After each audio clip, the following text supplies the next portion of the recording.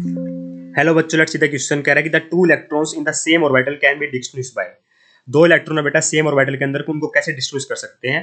N L M S क्या है बेटा, हमारे क्वांटम नंबर्स है। एन होता है प्रिंसिपल क्वांटम नंबर, एल होता है एजीमुथल क्वांटम नंबर, एम होता है मैग्नेटिक क्वांटम नंबर और एस है स्पिन क्वांटम नंबर। मान लीजिए दो इलेक्ट्रॉन है मेरे, एक मैं 3p ऑर्बिटल ले लेता हूँ, ठीक है, इस तरीके से है, ठीक है। ये दो इलेक्ट्रॉन है इस तरीके से, ये वाले दो इलेक्ट्रॉन, ठीक है, ये सेम ऑर्बिटल में हो गए बेटा, ये ऑर्बिटल हो गया एक सब सेल के अंदर, है ना। ये एक मान लीजिए ये पी एक्स है, ये पी वाई है, ये पी जेड है, हम अपनी मर्जी से मान रहे हैं, ठीक है। तो ये क्या हो गया बेटा मेरा पी एक्स ऑर्बिटल, हम मान के चलते हैं ना, ठीक है। इसका मतलब क्या है बेटा, इन दोनों इलेक्ट्रॉन को हम डिस्टिंग्विश कैसे करेंगे। तो ये मैंने क्या बताया, ये 3p के अंदर मान रहा हूं मैं ना, 3p के अंदर, तो इसका मतलब n की वैल्यू दोनों के लिए सेम है, इसको डिस्टिंग्विश हम नहीं कर पाएंगे।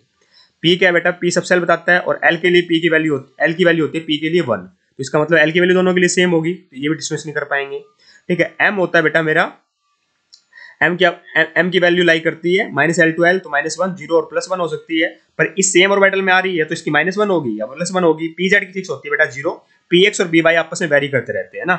px और py क्या करते हैं, वैसे तो ना इसको ना ऐसे दिखाना चाहिए, एक्चुअली में 0 होती है ना, इसको हम ऐसे दिखाते हैं -1 0 और 1 लिखकर, यहाँ पे ऐसे लिख के -1 0 और 1 लिखकर, तो इसको याद या तो ये px या py में कुछ भी हो सकता है, ये मेरा pz होगा, ये भी px और py में से कुछ भी हो सकता है, ठीक है। ये हम अनडिफाइंड होता है, पता नहीं लगा नहीं सकते क्या होगा, पर pz का फिक्स होता है बेटा मेरा 0, ठीक है। तो इसका मतलब क्या हुआ कि m की वैल्यू फिक्स हो गई हमारी, तो इससे भी डिस्टिंग्विश नहीं कर पाएंगे, केवल s से डिस्टिंग्विश कर पाएंगे, ठीक है। क्लॉकवाइज और एंटी क्लॉकवाइज रोटेशन होगी, वैसे भी हमारा कोई भी दो इलेक्ट्रॉन की बेटा चारों क्वांटम नंबर सेम नहीं हो सकते, ठीक है। तो एस जो क्वांटम नंबर है, स्पिन क्वांटम नंबर, वो हमें हेल्प कर सकता है डिस्टिंग्विश करने में दोनों को, क्योंकि वो सारी वैल्यू सेम आएगी। तो option number D perfectly correct है। I hope you got the answer. Thank you so much.